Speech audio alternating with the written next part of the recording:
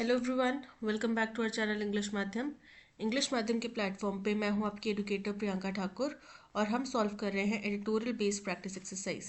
Start करते हैं आज का session with thought of the day, that is change is the hardest in the beginning, messiest in the middle and the best at the end. यानी कि जब आप कुछ अपने अंदर बदलाव लाने की कोशिश करते हैं, शुरुआत बहुत टफ होती है, बहुत हार्ड होती है। मिडल में आपको, जैसे कि अगर आप सोचें कि मैंने शुगर क्विट करनी है, तो शुरुआत में आपको बड़ा मुश्किल लगेगा। बीच में आपको ऐसा भी लगेगा कि ओ माय गॉड, मैंने क्या ही कर दिया, क्यों, एक ही तो मतलब था जीने का, वो भी छोड़ दिया। और फिर एंड ऑफ द टाइम जब आपको वो अपनी डिजायर्ड बॉडी या फिर हेल्थ आपको मिल जाएगी, तब आपको बहुत अच्छा फील होगा। तो इसलिए किसी भी बदलाव से डरना नहीं चाहिए।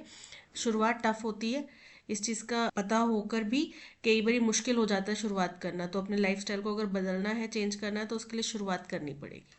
ठीक है, स्टार्ट करते हैं। Reading comprehension and practice exercise for SSC CGL 2025।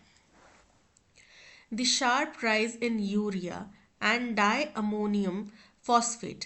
Urea क्या होता है? खाद खाद जो डालते हैं खेतों में, केमिकल खाद होती है ना, डाई अमोनियम फॉस्फेट। तो शार्प मतलब तीखा, एकदम तेजी से बढ़ने वाला। राइज मतलब एकदम शार्प राइज हुआ, यानी कि बहुत तेजी से उछाल आया है। यूरिया और डाई अमोनियम फॉस्फेट में कंजम्पशन में अक्रॉस मल्टीपल स्टेट्स, अलग अलग स्टेट्स में, पर्टिकुलरली हरियाणा, खासतौर पे हरियाणा में, has raised red flags in the agriculture ministry. और इसने रेड फ्लैग रेज करना मतलब कि चिंता प्रकट करना, चिंता खड़ी कर दी है एग्रीकल्चरल मिनिस्ट्री में। अगर आपको याद होगा, जब हरित क्रांति की बात हुई थी, हरित क्रांति जब आई थी, तो पंजाब के अधिकतम स्टेट्स में उसका भरपूर फायदा उठाया गया था। क्या था हरित क्रांति में? यही यूरिया, डायमोनियम फॉस्फेट, इस तरीके के केमिकल्स का यूटिलाइज करके फसलों की पैदावार बहुत ज़्यादा बढ़ाई गई थी। अब पंजाब का जो वो वाला रीजन है, मांझा वाला, मांझा दोआबा वाला जो रीजन है, जहाँ पे हरित क्रांति सबसे ज़्यादा प्रभावित हुई थी, अब इतने सालों बाद आके वहाँ की ज़मीनें बंजर हो चुकी हैं। बिकॉज ये जो केमिकल्स हैं, ये उनको जो है अंदर से जहरीला कर देते हैं। वो ज़मीन जो होती है, जगह जो होती है, दोबारा से अपने आप को रेनोवेट करने में मुश्किल कर पाती है, मुश्किल होती है उसको। ठीक है, तो अब पंजाब कैपिटल बन चुका है, कैंसर कैपिटल बन चुका है। क्यों? क्योंकि वही फसलें जो हैं जानवर खा रहे हैं, वहाँ पे घास उग रहा है जो, वो भी, उसमें भी केमिकल्स हैं। तो पानी भी, ग्राउंड वाटर टेबल भी वहाँ का प्रदूषित हो चुका है। तो ये सब जो केमिकल्स हैं वो हार्मफुल है। इसी वजह से अब हरियाणा में इतना शार्प राइज देखने जो मिल रहा है इन तरीके के केमिकल्स का, ये एग्रीकल्चर मिनिस्ट्री में एक चिंता की बात खड़ी कर रहा है, चिंता खड़ी कर रहा है। Haryana's urea usage surged by 18% this rabi season.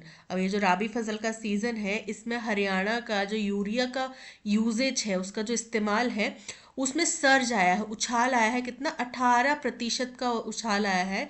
While some district saw a 184% increase in DAP consumption. और वहीं कुछ ऐसे डिस्ट्रिक्ट्स हैं, डीएपी क्या हो गया? डाई अमोनियम फॉस्फेट, यहाँ पे बताया हुआ है। ठीक है, तो जो कुछ डिस्ट्रिक्ट ऐसे हैं जहां पे 184% का उछाल आ गया है डीएपी की कंजम्पशन में। This trend signals both excessive application by farmers and large scale diversion of subsidized fertilizers। तो ये क्या बताता है? दो चीज़ों की तरफ इशारा करता है। सिग्नल्स मतलब इशारा करना। क्या चीज़ है? सबसे पहला कि फार्मर्स जो है बहुत तायत, एक्सेसिव मतलब ज़रूरत से भी ज़्यादा मात्रा में इनको अप्लाई कर रहे हैं। And large scale diversion of subsidised fertilisers. तो सब्सिडी में फर्टिलाइजर्स मिल रहे हैं, कम कीमत में फर्टिलाइजर्स मिल रहे हैं, वो भी बड़े पैमाने पे डाइवर्जन हो रहा है, उसका भी विस्तरण जो है वो बहुत ज़्यादा बड़े पैमाने पे हो रहा है। Authorities suspect that subsidised neem coated urea is being diverted to industries such as plywood, resin and mining explosives, where technical grade urea is much costlier. यानी कि क्या अथॉरिटीज का ये दावा है, ये मानना है कि जो नीम कोटेड यूरिया है, उसको कहाँ को डाइवर्ट किया जा रहा है? उसको डाइवर्ट किया जा रहा है उन इंडस्ट्रीज में जहाँ पे प्लाईवुड बनाने का काम होता है, रेसिन बनाने का काम होता है, या माइनिंग के लिए एक्सप्लोजिव्स बनाने का काम होता है। क्योंकि जो टेक्निकल ग्रेड का यूरिया है, वो इन कंपनीज के लिए ज़्यादा कॉस्टली पड़ता है, ज़्यादा महंगा पड़ता है। इसलिए वो ये जो फार्मर्स के लिए यूरिया आ रहा है, उसको ले जा रहे हैं। ठीक है, सब्सिडाइज रेट पर आ रहा है, कम कीमत में भी मिल रहा है उनको। Reports indicate that with unscrupulous elements exploiting this price differential, unscrupulous मतलब बेईमान, डिसऑनेस्ट। तो रिपोर्ट्स इस तरफ इशारा करती हैं कि इस तरीके के बेईमान तत्व जो एक्सप्लॉइट कर रहे हैं इस प्राइस डिफरेंशियल को, ये जो प्राइस में कमी है, सब्सिडाइज्ड रेट पे जो चीज़ें आपको मिल रही हैं उसके एवज में अब उनको जो इंडस्ट्री है वो ले जा रही है, और बाकी जो महंगी चीज़ें हैं वो आप तक पहुंच रही हैं और जो थोड़ा ज़्यादा खतरनाक भी है, तो इसको एक्सप्लॉइट कर रहे हैं। Nearly 10 lakh tons of urea are misappropriated annually. तो इस पूरी घटनाक्रम में मिस अप्रोप्रिएट करना मतलब गबन करना, तो लगभग लगभग 10 लाख टन यूरिया सालाना गबन कर लिया जा रहा है, कॉजिंग ₹6,000 करोड़ सब्सिडी लीकेज, जिसकी वजह से सब्सिडी जो दी जा रही है सरकार द्वारा उसमें 6,000 करोड़ का घाटा आ रहा है। लीकेज आ रहा है मतलब कि उसमें घाटा आ रहा है, फाइनेंशियल लॉस हो रहा है। इन रिस्पॉन्स, इसके जवाब में, the government has launched joint operations with state authorities. सरकार ने स्टेट अथॉरिटीज़ के साथ में मिल के जॉइंट ऑपरेशन लॉन्च कर दिया है and imposed stricter legal actions, और अगर इसके ऊपर कोई भी पाया जाएगा इस तरीके की कार्रवाई करता हुआ तो उसके ऊपर कठोर कानूनी कार्रवाई होगी, ये उनने कर दिया है इसके जवाब में। एडिशनली, इसके अलावा, the department of fertilisers is coordinating with various ministries. तो जो फर्टिलाइजर्स का डिपार्टमेंट है वो अलग अलग मिनिस्ट्रीज के साथ में मिल के to monitor supply chains and curb leakages, जो भी सप्लाई चेन्स हैं उनके ऊपर निगरानी रख रहा है। और किस लिए रखा जा रहा है? ताकि लीकेज जो है, जो कमी आ रही है, घाटा हो रहा है, उसको कर्ब किया जाए। कर्ब करना मतलब रोका जाए, ठीक है। एट द फार्म लेवल, अब अगर हम फार्म लेवल की बात करें, excessive fertilisers use remains a growing problem. तो अधिकतम मात्रा में फर्टिलाइजर्स का इस्तेमाल करना ये बहुत बड़ी समस्या, बहुत बढ़ती हुई समस्या बना हुआ है। Farmers often unaware of recommended dosage apply more urea to boost yields। किसानों को अक्सर ये पता नहीं होता कि उनको कितना डोसेज चाहिए, है ना, तो वो क्या करते हैं, ज़्यादा यूरिया छिड़क देते हैं, ज़्यादा यूरिया यूज़ कर लेते हैं ताकि उनकी फसल की उपज अच्छी हो। यील्ड मतलब उपज। Specially for newer high nitrogen wheat varieties, खास तौर पे जो नई हाई नाइट्रोजन वाली वीट की वेराइटीज़ आई हैं उनके लिए। The rise of NPK, NPK क्या है? सोडियम, फॉस्फोरस, पोटेशियम, ठीक है। तो इनमें जो बढ़ोतरी हुई है इन फर्टिलाइजर कंजम्पशन में, has further increased urea dependency. तो इनकी वजह से और ज़्यादा लोग यूरिया के ऊपर डिपेंड कर रहे हैं, लीडिंग टू सॉयल डिग्रेडेशन, जिससे कि सॉयल की गुणवत्ता में डिग्रेडेशन, कमी आ रही है। पेस्ट वालरेबिलिटी, फसलें जो हैं वो पेस्ट के आगे असुरक्षित हो जा रही हैं।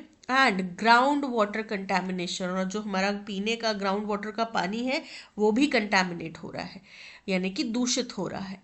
Indiscriminate fertilizer use not only affects soil health but also reduces the long term productivity of farmlands। Indiscriminate मतलब बिना किसी भेदभाव के या बिना किसी रोक टोक के अगर जो ये फर्टिलाइजर्स का यूज़ हो रहा है, ये only affects, not only affects, यानी ये केवल सॉइल की हेल्थ को नहीं खराब कर रहा but also reduces the long term productivity of farmlands. लेकिन दूरगामी अगर हम दृष्टि रखें, दूर की देखें, तो इसमें किसानों की जो खेती है, फसल खेत हैं, उनकी प्रोडक्टिविटी, उनकी गुणवत्ता खत्म हो जाती है, खराब हो जाती है, ठीक है, जो कि हमारे सामने जीवंत लाइव एग्जाम्पल है पंजाब का। Meanwhile, India's heavy reliance on fertilizer imports adds to the financial strain। और वहीं पे meanwhile मतलब इसी दौरान में इंडिया जो भारी मात्रा में फर्टिलाइज़र के इंपोर्ट के ऊपर विश्वास कर रहा है, यानी कि हम निर्भर किसके ऊपर हैं? फर्टिलाइज़र के इंपोर्ट के ऊपर। फर्टिलाइज़र हम खुद नहीं बना रहे, बाहर से मंगवा रहे हैं। Adds to the financial strain, सरकार मंगवाएगी, फिर सस्ते दामों पे आप लोगों को देगी, और हम फिर वो सारा फर्टिलाइज़र यूज़ करेंगे और अपनी भी सेहत खराब करेंगे, अपने खेतों की सेहत खराब करेंगे, और जो लोग उन फसलों को खाएंगे उनकी सेहत भी खराब होगी, ठीक है। तो ये क्या कर रहा है? फाइनेंशियल स्ट्रेन, फाइनेंशियल भार हमारे ऊपर और ज़्यादा बढ़ा रहा है। The country imports around 75 lakh tons of urea annually. हमारे देश में सालाना 75 लाख टन का यूरिया इंपोर्ट किया जाता है, बाहर से आयात किया जाता है. And rising global prices have pushed fertiliser subsidies beyond rupees 1.75 trillion. और जिस तरीके से ग्लोबल मार्केट में फर्टिलाइजर की कीमतें बढ़ रही हैं, अब हम तो किसानों को सस्ते दाम पे दे रहे हैं, तो उससे हमारा टोटल जो भार है वो कितना हो जा रहा है, 1.75 ट्रिलियन का हो जा रहा है, ट्रिलियन रुपीस का. इफ अनचेक्ड, अनचेक्ड मतलब अगर इसके ऊपर कोई भी निगरानी ना रखी जाए, अनियंत्रित रहे अगर ये, तो the growing fertiliser demand will place immense pressure on the economy. तो ये जो फर्टिलाइजर की डिमांड बढ़ती जा रही है, ये हमारी इकोनॉमी के ऊपर बहुत ज़्यादा प्रेशर डाल देगी, बहुत ज़्यादा हमारी इकोनॉमी को निचोड़ देगी, इसके ऊपर बहुत ज़्यादा दबाव आ जाएगा.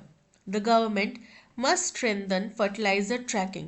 सरकार को फर्टिलाइजर की ट्रैकिंग को और ज़्यादा मजबूत रखना चाहिए कि जहाँ जाना चाहिए, क्या फर्टिलाइजर किसानों तक पहुँच रहा है या इंडस्ट्रीज में जा रहा है. इन्फोर्स स्ट्रिक्टर पेनल्टीज, और ज़्यादा कठोर यहाँ पे सज़ा के प्रावधान होने चाहिए फॉर डाइवर्जन. ठीक है. And educate farmers on balanced nutrient application.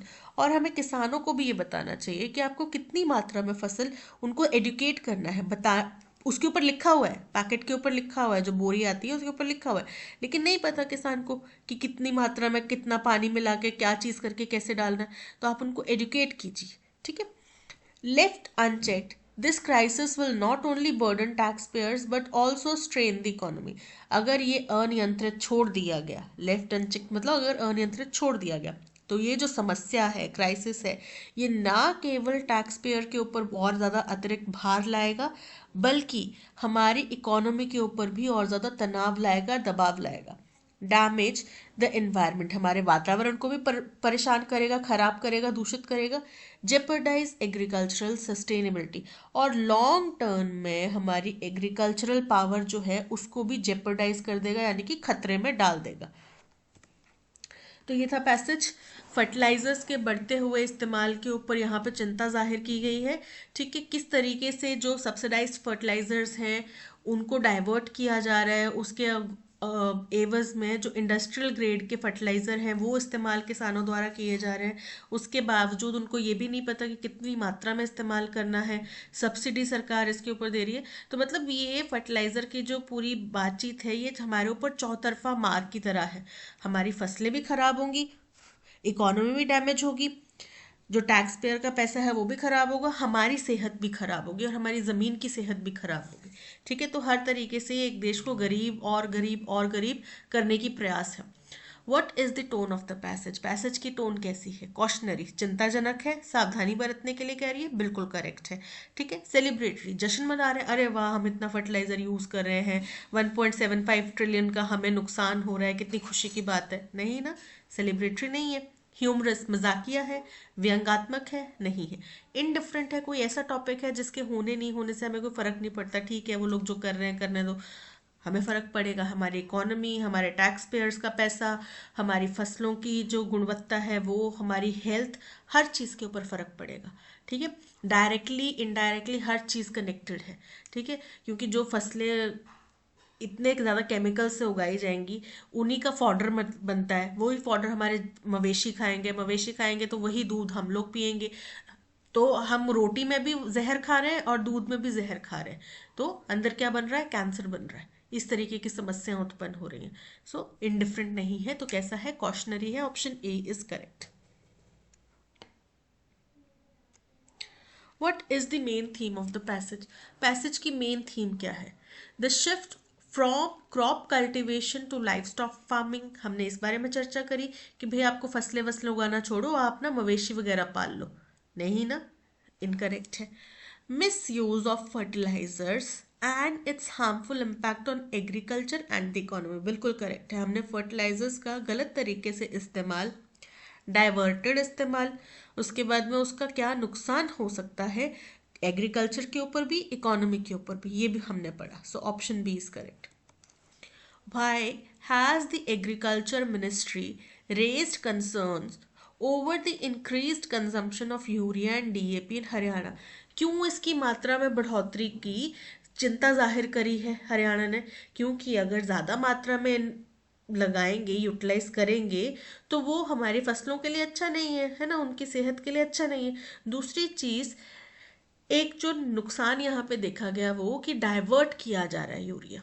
ठीक है, जो नीम कोटेड यूरिया है जो सब्सिडाइज रेट पे किसानों को मिल रहा है, वो इंडस्ट्रीज में इस्तेमाल किया जा रहा है, और जो इंडस्ट्रियल ग्रेड का यूरिया है वो फार्मर्स तक पहुंच रहा है, तो जो कि बहुत गलत चीज़ है। Farmers are deliberately hoarding fertilisers to sell them at higher prices. Hoard करना मतलब जमाखोरी करना। तो किसान जानबूझ के, डेलिबरेटली मतलब जानबूझ के, तो क्या किसान जानबूझ के फर्टिलाइजर्स की जमाखोरी कर रहे हैं ताकि वो उनको बाद में महंगे दामों पे बेच सके? नहीं, किसान के पास में इतना दिमाग नहीं है। ये काम अगर कोई कर सकता है तो जो बिचौलिए, मध्यस्थ जिनको बोला जाता है, वो लोग कर सकते हैं। किसानों के पास ना इतना टाइम है, ना वो इन सब गलत चीज़ों में दिमाग लगाते हैं अपना। There is excessive application of fertilisers and diversion to industries. बिल्कुल करेक्ट है, बहुत मात्रा में फर्टिलाइजर्स जो है अप्लाई किए जा रहे हैं और बहुत ही मात्रा में उनको इंडस्ट्रीज की तरफ डाइवर्ट किया जा रहा है। So option B is correct. What is the primary impact of excessive fertilizer use on agricultural sustainability? तो हमारे लॉन्ग टर्म में एग्रीकल्चर के ऊपर क्या फ़र्क पड़ेगा अगर हम ज़्यादा मात्रा में फर्टिलाइज़र इस्तेमाल करते हैं? तो इससे हमारी ज़मीन की गुणवत्ता खराब होगी। ठीक है, तो लॉन्ग टर्म में उसकी प्रोडक्टिविटी के ऊपर भी फ़र्क पड़ेगा। It leads to an increase in overall crop yield. तो अभी के लिए तो बढ़ जाएगी, बट लॉन्ग टर्म में उसका तो नुकसान है ना, तो इनकरेक्ट है। It improve soil fertility, statement correct है, बट लॉन्ग टर्म में इसका क्या प्रभाव पड़ेगा उसके अकॉर्डिंग स्टेटमेंट इनकरेक्ट। ठीक है, it improve soil fertility in long run, incorrect है। It reduces the need for fertiliser import, incorrect है। It degrade soil health and reduces long term productivity, बिल्कुल करेक्ट है। ज़मीन की गुणवत्ता खराब हो जाएगी, उसकी सेहत खराब हो जाएगी, और लॉन्ग टर्म में प्रोडक्टिविटी कम हो जाएगी। ठीक है, what should the government prioritize to address the fertilizer crisis effectively?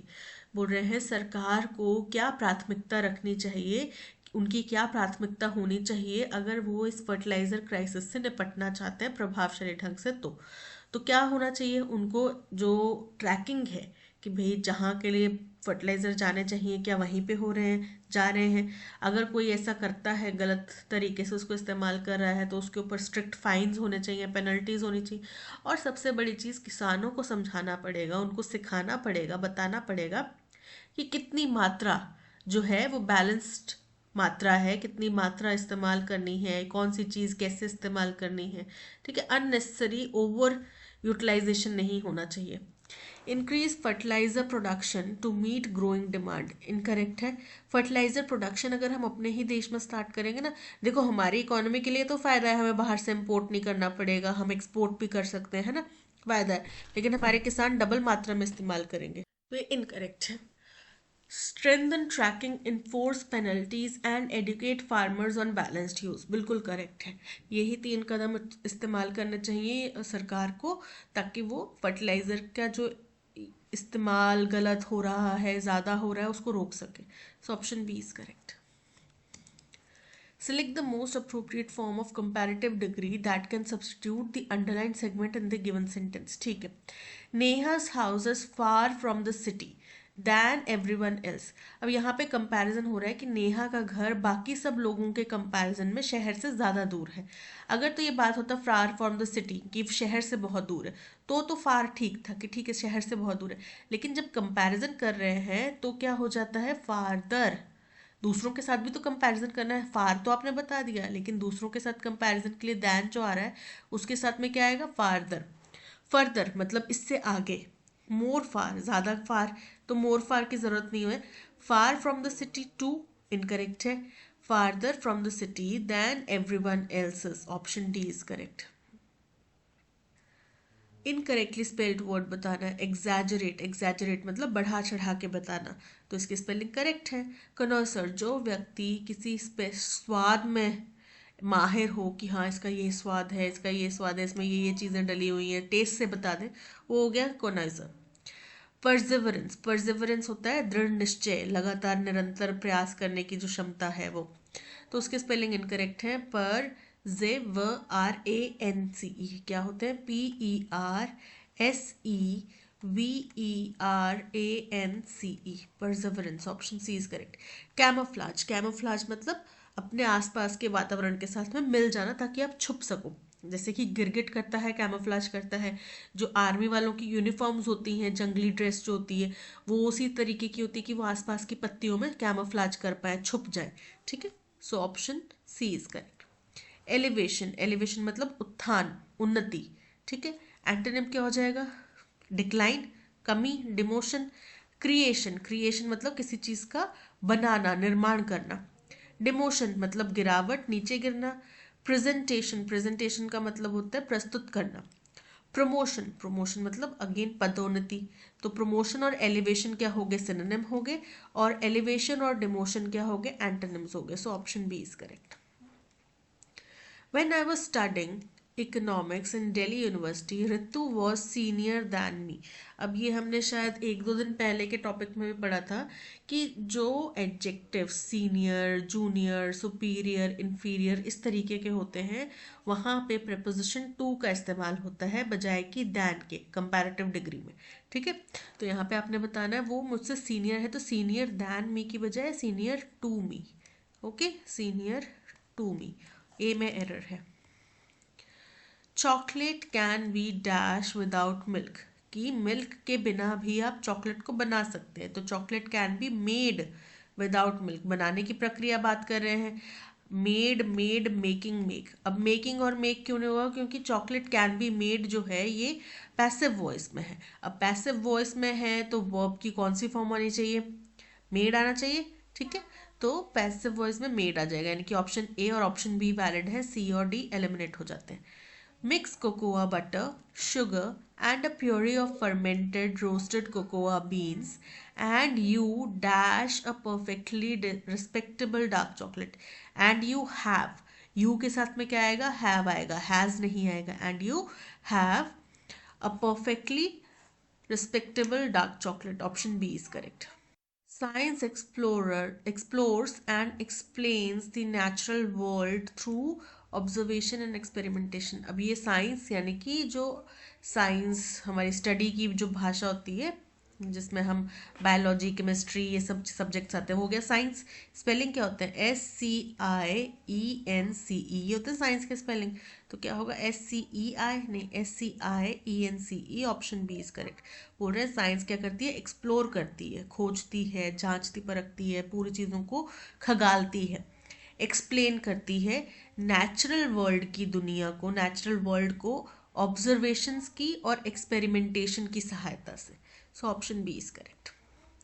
Occasionally, occasionally मतलब कभी कभार कुछ होने वाला। ठीक है, कोई खास त्योहार वगैरह हो तब। तो इसकी स्पेलिंग इनकरेक्ट है, क्या होगा? Occasionally, OCCASIONALLY, occasionally, option A is correct. Pursuit, pursuit मतलब किसी चीज को पाने की प्रयास करना।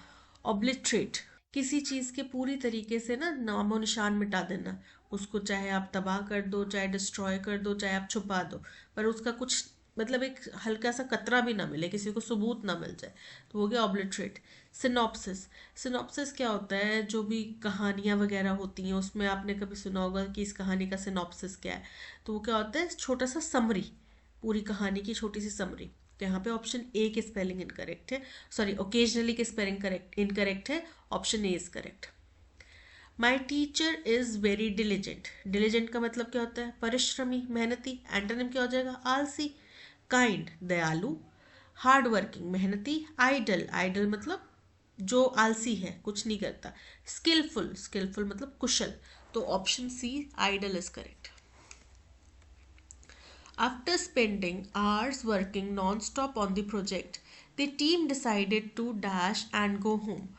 अब कई घंटे नॉन स्टॉप अपने प्रोजेक्ट पे काम किया, फिर आपने डिसाइड करा डैश करने का और घर जाने का। तो घर जाने का डिसाइड किया तो काम बंद करने का डिसाइड किया, तभी घर जाओगे। तो आज के दिन का काम बंद करना मतलब कि कॉल इट अ डे। ठीक है, तो क्या होगा? Run out of steam. Run out of steam का मतलब होता है अपना एक्साइटमेंट वगैरह खो देना। हिट द बुक मतलब कि पढ़ाई शुरू करना। कॉल इट अ डे मतलब आज के दिन का काम खत्म। टेक इट इजी मतलब आराम करना। So option C is correct. Kalpana Ahuja is the tallest girl in the colony. Positive superlative से पॉजिटिव में कन्वर्ट करना है without changing the meaning of statement, यानी कि आपने पॉजिटिव डिग्री में इसको लाना है। अब जब टॉलेस्ट को आपने पॉजिटिव डिग्री में लाना है तो आप उसको as plus positive degree plus as इस तरीके के स्टेटमेंट में लाते हैं। तो टॉलेस्ट का पॉजिटिव डिग्री क्या होता है? टॉल। तो Kalpana Ahuja is tallest girl in the colony के बजाय क्या हो जाएगा? No other girl in the colony is as tall as Kalpana Ahuja. Many girls in the colony are taller than Kalpana Ahuja. Incorrect है. No other girl in the colony is as tall as Kalpana Ahuja. Option B is correct. In the colony is as taller. Incorrect है. As tallest. Incorrect है. Swati came here with the intent of insulting me. जब आप मंशा की बात कर रहे हैं ना कि वो इस मंशा से आई थी, इस उद्देश्य से आई थी, तो आपने ऑफ के साथ में ऑफ के बजाय क्या इस्तेमाल करना है? To, with an intent to insult me. ठीक है, intent to insult me. Option C is correct. It is a fact that girls hair is usually long than the boys hair. तो ये सामान्य धारणा, सामान्य तथ्य है, एक तथ्य है कि लड़कियों के बाल आमतौर पे लड़कों से ज़्यादा लंबे होते हैं।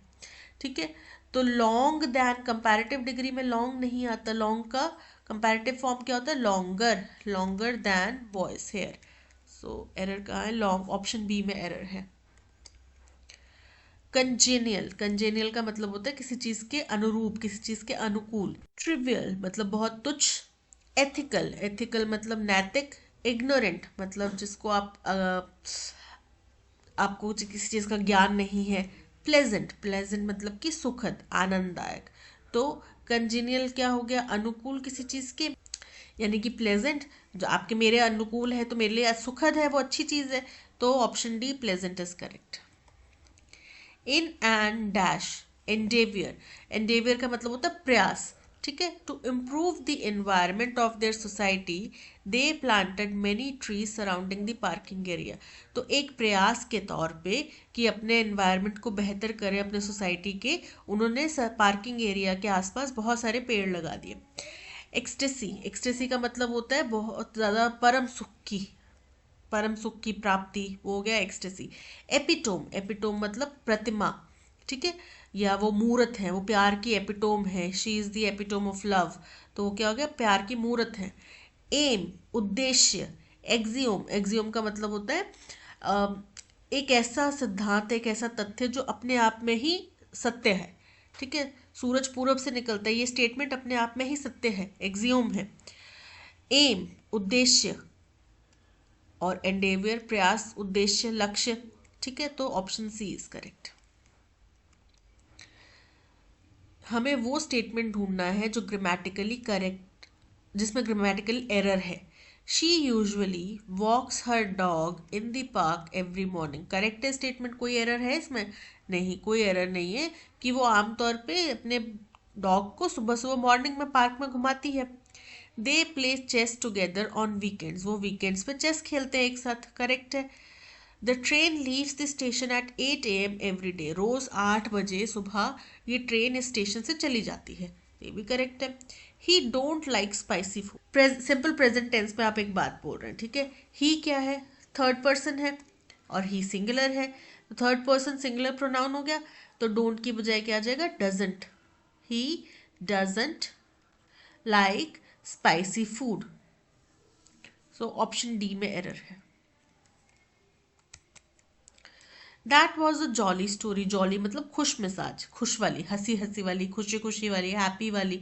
तो वो ये बड़ी एक हैप्पी कहानी थी। Story dash Arthur ransom told the other day in one of his messages, जो कि हो सकता है जो कि आर्थर रे ने सुनाई, आर्थर रैमसन ने सुनाई अदर डे एक और दिन, अन्य दिन, किस दिन वो उनसे मिले थे। In one of his messages, अपने एक मैसेज में, फ्रॉम पेट्रोग्राड, पेट्रोग्राड एक जगह का नाम है, अ प्लेस इन रशिया, एक रशिया में एक जगह का नाम है, वहां से उनने एक मैसेज के जरिए एक अच्छी कहानी सुनाई थी, खुश खुश वाली।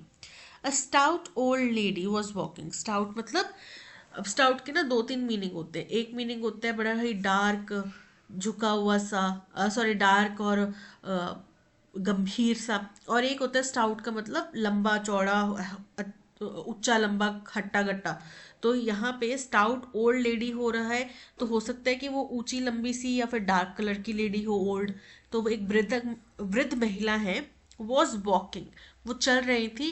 Dash her basket, with her basket, down in the down the middle of a street. मतलब वो स्ट्रीट में नीचे की तरफ उतर रही थी, पर वो सड़क के एकदम बीचों बीच चल रही थी। To the dash confusion of the traffic. तो उन्होंने क्या किया, ट्रैफिक की कंफ्यूजन में हो सकता है कि वो चल रही हो। With no small peril to herself. Peril का मतलब होता है नुकसान, तो उनको कोई भी खतरा नहीं था, उनको कोई भी नुकसान नहीं होने वाला था, पर वो फिर भी ट्रैफिक के बीचों बीच चल रही थी। It was pointed dash to her that the dash was the place for the foot passengers. फिर उनको point out किया गया, it was pointed out to her, उनको बताया गया कि वहाँ पे फुट पैसेंजर्स के चलने की जगह है। अब क्या होता है फुट पैसेंजर्स के चलने के लिए जगह, या तो फुटपाथ बोल सकते हैं, पेवमेंट बोल सकते हैं, ठीक है। तो वहाँ पे है, वो जगह है जहाँ पे फुट पैसेंजर्स चलते हैं। But she replied, I am going to walk where I like, we have got liberty now. तो उन्होंने जवाब क्या दिया, मैं जहाँ मेरा मन करेगा मैं वहाँ चलूँगी, अब हमारे पास लिबर्टी है, अब हमें लिबर्टी मिल चुकी है इस चीज़ की, ये उन्होंने कहा। That was a jolly story dash Arthur Ramson told the other day. About Arthur Ramson, की वो आर्थर रैमसन की कहानी थी? नहीं। ऑफ मतलब अलग होना, दूर होना, तो दूर होने की भी बात नहीं करेगी। विच, जो कि आर्थर रैमसन ने सुनाई, तो विच इज करेक्ट। फॉर्म मतलब एक रूप, so option C is correct. The stout old lady was walking dash her basket, with her basket, अपनी बास्केट के साथ, at अपनी बास्केट में चल रही थी, इन अपनी बास्केट में चल रही थी, बास्केट के पीछे चल रही थी, अपनी बास्केट के साथ उसको लेके चल रही थी। So with her basket down the middle of a street to the dash confusion of traffic to the great. तो कौन सा ग्रेट होता है, ये तो है ग्रीट, किसी का अभिवादन करना, ठीक है, स्वागत करना। गैरेट का मतलब होता है जो ऊपर वाला कमरा होता है ना, जिसको हिंदी में अटारी भी बोलते हैं। ग्रेट, ये ग्रेट होता है मतलब कि जैसे कि आप कद्दूकस करते हैं किसी चीज़ों को, तो आप क्या कर रहे हैं, ग्रेट कर रहे हैं। और ग्रेट मतलब महान या फिर बहुत बड़ी। तो यहाँ पे बहुत बड़ी कंफ्यूजन थी ट्रैफिक के लिए, उनके लिए। So option D is correct. It was pointed dash, तो पॉइंट आउट किया जाता है, यानी कि उनको बताया जा रहा है। पॉइंट आउट करना मतलब उनको स्पष्ट करना। तो पॉइंट इन नहीं होगा, सो नहीं होगा, बाय नहीं होगा, out. Option D is correct. To her that the dash was the place, that the market, market जगह है फुट पैसेंजर्स के चलने की? नहीं, मार्केट वो जगह है जहाँ सामान मिलता है। बे क्या होता है, जो समुद्र वाला जो इलाका होता है ना, समुद्र तट होता है जहाँ पे जहाज वगैरह डॉक करते हैं, जहाँ पे पानी का स्तर उतना होता है कि जहाज वहां पर आ सके, डॉक कर सके, वो गया बे एरिया। रोड सड़क, पेवमेंट मतलब फुटपाथ, तो फुटपाथ वो जगह है जहाँ पे पैसेंजर्स चल सकते हैं। So option D is correct. लेकिन उनने जवाब क्या दिया, मेरा जहाँ मन करेगा मैं वहाँ चलूंगी, हमें अब इस चीज़ की आज़ादी मिल चुकी है। तो ये था पैसेज। आई होप आपको समझ में आया हो। Thank you so much for watching. अगर कंटेंट पसंद आया हो तो लाइक शेयर और सब्सक्राइब जरूर कीजिएगा। मिलते हैं नेक्स्ट सेशन में। Till then keep learning and keep practising.